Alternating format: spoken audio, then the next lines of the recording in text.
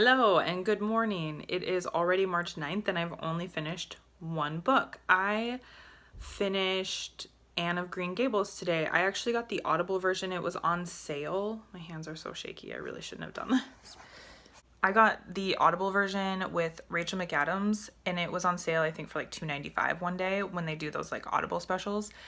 And I really loved it. I did start it in December, however, but I've just kind of listened to it on and off before bed. It's like, so she does such a good job. You know, there's some narrators that just sound cozy. It sounds like your mom reading it to you or your big sister reading it to you or something like that. And she does such a good job with it. I actually tried to listen to this one almost 2 years ago. I got it from my library and the narrator was the lady who plays Ellis Gray on Grey's Anatomy. And so I thought, oh, that's a, familiar voice. And I only got through maybe like chapter 8 or 9 and I just didn't find it that entertaining. I was listening to it in my car, however, and sometimes certain books are not as engaging in the car, but this one was so good. And actually, I have never read Anne of Green Gables, so that was kind of one of those things that I've always wanted to read. I watched Avonlea when I was younger on Disney, so I was excited to listen to it, and I didn't know the whole story and I didn't realize I was listening to it last night before bed and it was about 40 minutes left and there's like kind of a little like twisty, sad thing that happens and I was like, oh my God, this is happening. And so I shut it off because I thought I'll just like listen to it instead of falling asleep. So I finished it today and I really, really liked it. I would recommend it if you're ever looking for a really just a quaint, like cozy story, especially for like bedtime or even when you're getting ready in the morning and things like that. It was so good and I would highly recommend it. And the Rachel McAdams did such a good job. So one down. I got to get more reading done this month. Hello and welcome to my car. Do I look stuffed in? It's still winter here, although it's a little bit nice. So I thought I would just do my book review here. I could probably take my glasses off. Is that weird? I kind of like my glasses on. I have like such sensitive eyes, so even in the winter I have to wear sunglasses. So that doesn't matter. I finished a book today. It's March 15th and I've only finished 2 books this year or this month so far. The one I finished today was one I've been wanting to read for a long time, and it has a movie coming out. So I finished Simon versus the Homo Sapien Agenda, and the movie is called Love, Simon, and I want to say it's coming out either this month or next month. So right at the beginning of the book, Simon is talking to another teenage boy via email. They don't know each other, or they don't know who each other is in real life, and they are just discussing being gay and the prospect of coming out and being interested in each other. And right away in the first chapter, Simon has made a mistake and one of his teenaged classmates finds out and blackmails him with like, oh, I won't tell people if you kind of help me hook up with this girl. So that's kind of the beginning of the story. Simon doesn't take well to that, obviously. So he doesn't necessarily become like a victim. And I kind of liked that he kind of comes across bad. So it's not only like the gay kid being like harassed. It's like he kind of does some kind of crappy things to his friends as well. And I appreciated that. Generally speaking, I liked the book. I didn't love the book. I definitely want to see the movie, but I don't remember who was playing Simon, but I know the girl from 13 Reasons Why is going to play his friend Leah in this. I think this is going to be like a lot of teenagers will like this book. I feel like there's a lot of different types of people that are represented here. It presents being gay in not such a traumatic way, which is nice to read because, to be honest, if I were a gay teenager, I wouldn't always want to read crappy things about being gay, although it is a big part of that, especially if you come out as a teenager. I just think it's nice to read one that also has like some nice stuff that happens in it as well. So I think I'm going to leave that review here.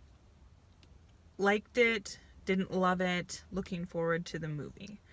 So that's it. You can see people walking in the background. They can see me talking to myself. Awesome. How embarrassing. Okay, so that's it. See you in the next one. Hey, I just got out of the shower. I'm getting ready to do some laundry. There's laundry behind me. And I realized that I finished a book earlier in the week and I totally forgot to record it. And I loved this book, but I finished it later at night, so I didn't want to record it really late, no lighting, all of that. So I finished The Name of the Wind by Patrick Rothfuss. So I have seen this book a lot. I've seen this particular cover quite a bit. I got the mass market paperback so I can bend the crap out of it. I just wanted one that was easily transportable. The first version I got actually was from my library, and it was the 10th anniversary edition, and it was so like huge, and I couldn't really carry it around. And this guy I can carry around, even though it's still quite chunky. This one is 722 pages. So my friend Dylan, shout out to Dylan if he's watching this, just randomly recommended this on his Instagram, and he and I have similar-ish tastes in books. We both love Game of Thrones. We both love Harry Potter. So I was like, okay, like I've seen this cover floating around, like I said, and I thought, well, if he liked it, for some reason I just felt like that's the book I want to read. I started reading it, and it kind of starts out, it feels like a fantasy novel. There's like some mysterious things going on, and there's a mysterious bartender and all of this kind of stuff. So it's very like, it's a story within a story, very, no tail. It's a story within a story, very like Frankenstein-esque. So at the beginning we meet these characters, and one is Chronicler, and he wants to tell the story of Koth? I don't actually know how to say his name. I should have looked that up maybe, but it's fine. It's Kvothe. Okay, so he's going to tell the story of how he's become this like mysterious character in this world. He's like one of those people that's like, he, you know, killed all these people, and he did this, and he's a king killer, and he's this. It turns into an epic like fantasy tale from when he was young, has some family trauma, and then how he grows into just about a mid-teen, early teenager. And that's where this book ends. There is a series. I think it's going to be a series of 3, I want to say. I did order the second one. I think I'm supposed to get it today, actually, from Amazon. That one's even bigger. I think it's supposed to be like 1,000 pages. I need to read a couple other things before I dive in, but I really loved this, and I'm starting to notice after doing videos for a year and a half that I find that in this kind of wintry time where it's like February, March, if you live in the upper Midwest, it's still very much winter here. I know on the East Coast there's been some blizzards and stuff too. This is the time of year where some people are like, oh, it's spring, and it's like not spring for us yet. It's very much winter. Come on, Toby. So I find that I go to fantasy books, and I never realized this before, but like last year I was super swept up in like Princess Bride, and there was a couple others in there, and I guess this is what I do to like dive into another world where it's not like freezing cold and winter all the time. So if you're looking for something like this, it's very easy to read. I've said this so many times, I love good fantasy books, but I don't read that much fantasy. I don't like reading battles. I don't like complicated language that I have to sift through, which maybe sounds dumb, but I think you know what I'm talking about. And this one is just it's very easy to read. I could cruise through a bunch of pages. I know it's really long and that turns some people off, but honestly, it's so good. And I really enjoyed just like reading this, and I didn't try to read it really fast. I read it in probably about 2.5 to 3 weeks. I can't really remember for sure, and that's kind of a long time for me to sit on a book that I'm actually actively reading, but I just really enjoyed it. And I think that I think a lot of other people have, and a lot of people will. And I don't think I mentioned, but it's called The King Killer Chronicles is the series. I don't remember what the next book is called. I can actually look it up. The next one is called The Wise Man's Fear, and I'm sure it will not be in this month's books that I've actually finished. It will probably be in my April what I read. But anyway, this is going on too long. Really, really liked this, and I'll see you in the next review.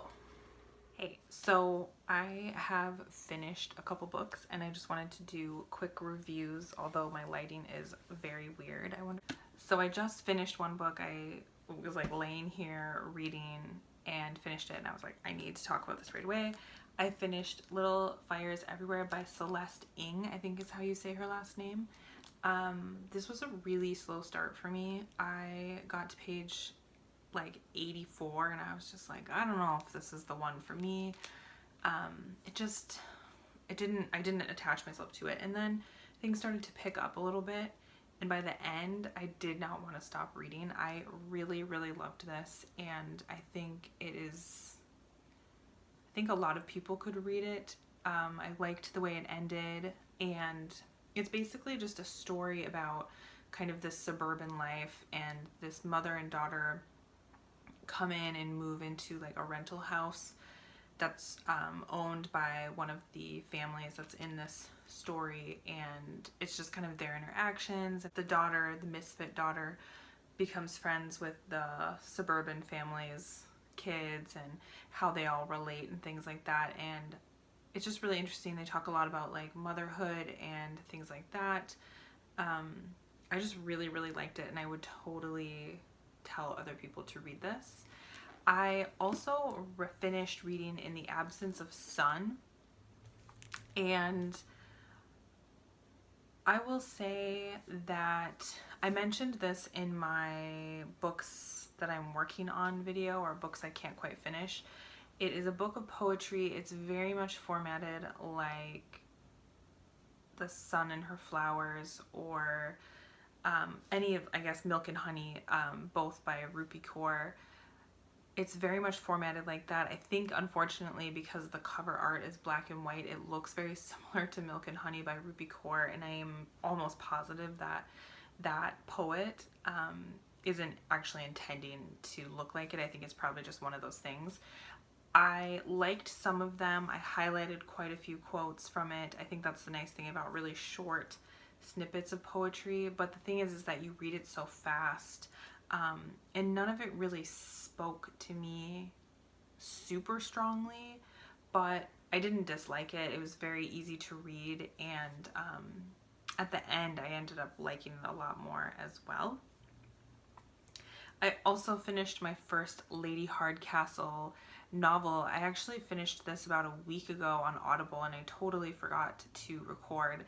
So it is a cozy mystery is what people kept referring to it as, and it was on a sale. So it is March 29th today, so I'm not really sure I'm gonna finish anymore, but I have a few that I'd really like to finish over my like Easter break. So we'll see, maybe I can get one more done before April 1st.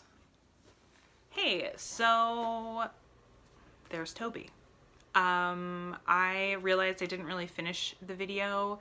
I didn't read anything else. I, in fact, started a new book. I really wanted like a comfort read yesterday. So I started reading the Sisterhood of the Traveling Pants again. It's something that I read when I was, can you hear him? He's like digging in the comforter. It's something that I read when I was maybe like 20, and my best friend read them as well, and it just feels very nostalgic. This isn't a book review. Anyway, so I didn't finish anything else. I didn't read a lot. I haven't been reading as much, and it just is what it is. Although I just got home from the library and I have 3 more. So I really need to kind of focus my efforts, I think, but also it's a pretty great problem to have when you have too many books to read. So I'm gonna leave the video here today, and I will see you in the next one. Let me know if you read any last month that you really liked or really hated. I love hearing books that people love and hate. So if you have any of those, let me know. Okay, thank you for watching. Goodbye.